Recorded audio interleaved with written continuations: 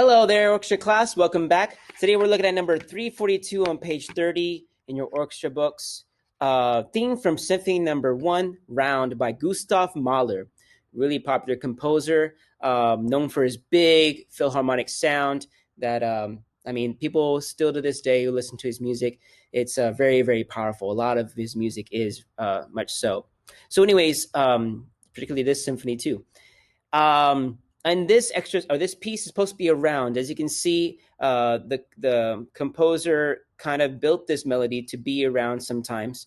At least we've noticed that you play part one starts from measure one, and when part one gets to measure three, that little circle two tells part two or group two to start at measure one. And so every time you guys play a measure, you always be offset by two measures. That way, it kind of creates a natural harmony within its own melody. You know how rounds work. Unfortunately, because you're remote, you won't really know what that sounds like to put it into practice. So in light of that, I would like you guys just to play this from beginning to end one time through. Don't worry about doing this as a round on your own, unless you have a cool app that you can listen to in headphones, keep a metronome going, and all that cool stuff, which you don't need to do. Anyways, this one can be quite challenging because now not only do we have just a few eighth note slurs, we have some that are back to back, like on measures 5 and 6. When we're slurring B, then B, A as an up bow, G, F sharp as a down bow, and then up bow, E. Again, remember the pattern that we're looking at here is how they're slurred. And whenever you have two eighth notes bowed in one direction, just two of them, that's like doing a quarter note bow. But you're moving your finger rhythmically for the next pitch.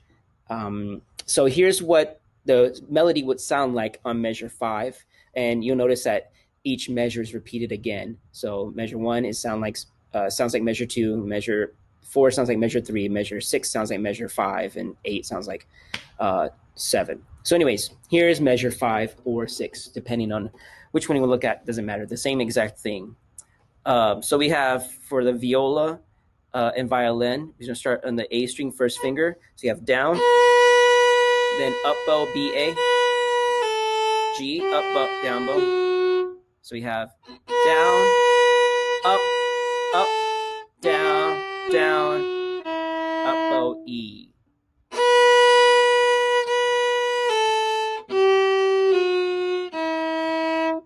Okay, we do that twice. We'll practice real quick, and this can be everybody, not just the viola, violin, but cello, you can join us.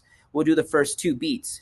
Remember that we do the first quarter note and the second pair of eighth notes. That's 2 beats. Beat 1 is a quarter note, and the pair of eighth notes, both of them equal 1 beat. Okay, so that's 3 different notes, but 2 beats. So we'll play B, B, A, that fast. Ready, and go. If you weren't ready, let's try it again. 2, 3, 4. Okay, try it again. 2, 3, 4. All right, if you get that down, the next thing is to do the first 3 beats. Now here's the trick. When you get to that third beat, those 2 eighth notes, G to F sharp, you're all going to have to do a crossbow, meaning right after that A, you're going to have to go right to G and put your fingers down for G immediately without waiting for a long time, and then play F sharp. So you got to get that down fast. Let's try a little slower tempo to make sure we have the mechanics down for that movement. First 3 beats only. Okay, that's B, B, A, G, F sharp. Don't play the E at the end. 2, 3, 4, and 1, 2, and 3, and again, ready, and go. Down, up, down. Again, 3, 4. Down, up, down. Let's add the E now. Ready, and go. And down, up, down, up. Again, and go. And down, up, down, up. A little faster. 2, 3, and 4, and up, down, down, up. Ready, and go, and. Now, why don't you work on it by yourselves a little bit, just that measure. Then you can try both measures together, because that's also the trick, is getting ready right after that E to do that same melody again. So here's 5 and 6 together. 2 and 3 and 4 and.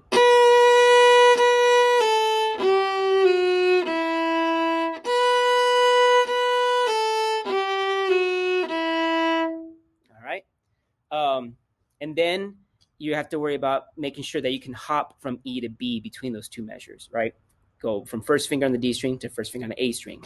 Then the last two measures is pretty interesting. We play E first finger to 2 fingers, and it shows that little bracket there to remind you that you can do a tunnel. So keep one finger on the D string, and then second finger on, or third finger on the G string. So you can keep those both down, not having to worry about lifting one or the other, and you can play those 2 notes by you crossbow. So you have, or 2 fingers, sorry.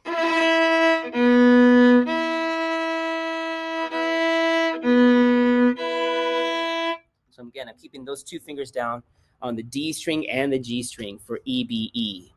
Let's take a look at real quick the first measure. All right, we have E, F sharp, G, F sharp, E. So down, up, down, down, up. Okay, let's work on that little melody there on the D string. 2, 3, 4, E, F sharp, G, F sharp, E. Again, slurring G, F sharp. Try it again. 2 and 3 and 4. Down, up, down, down, up. Ready? Again, and.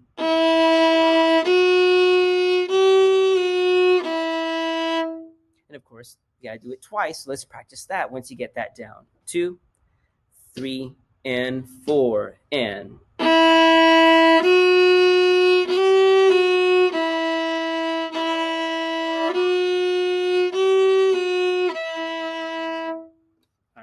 And the easiest of all the measures is measures 3 and 4. We play G, A, B, G, A, B. All right. Make sure you're playing the half notes for 2 beats. Make sure you also use a metronome. That might help you out as well.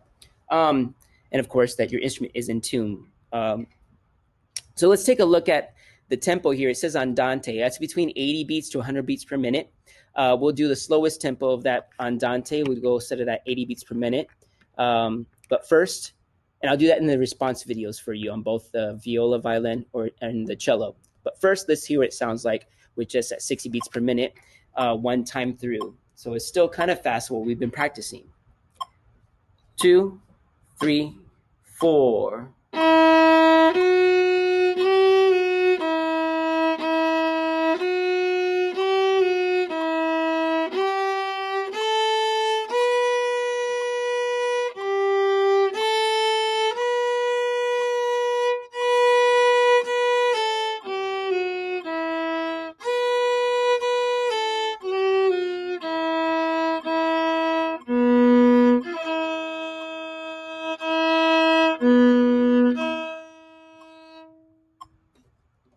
And of course, I did that little tunneling trick that it tells you to do, to place one finger on the D string and the next finger or fingers on the G string for E to B, E.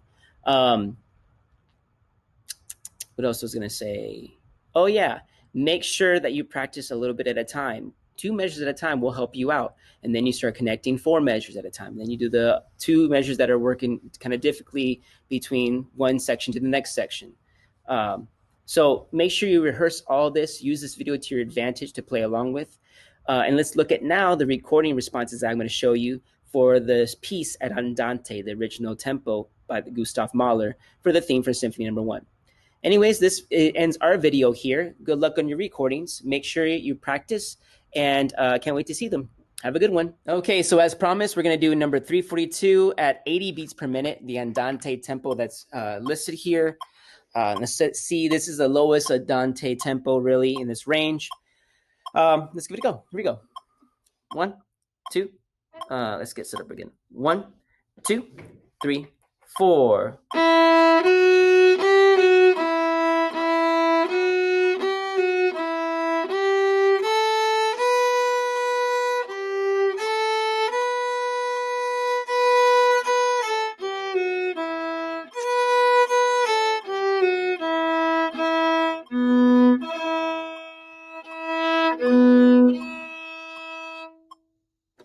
And there you go. Super short. One thing that might help you guys out, hopefully you're watching this. Obviously you are, because if you're hearing me say this, try when you're going to do a hop, like you have between the measure 5 and 6 from E to B, that last beat of measure 5 to the first note of measure 6, where you have that E on an up bow, you're only going to play B like twice on the A string. So what you can do is just kind of rotate your finger back rather than hop your finger. You can try that and it might help you out. So you have this instead. Works for me, and I've been doing it a lot, so maybe it worked for you. Okay, so here is Andante, 80 beats per minute for number 342. This is all in first position cello, so don't worry about any shifting here. Here we go. Get set up, then count off once you're ready. 1, 2, 3, 4.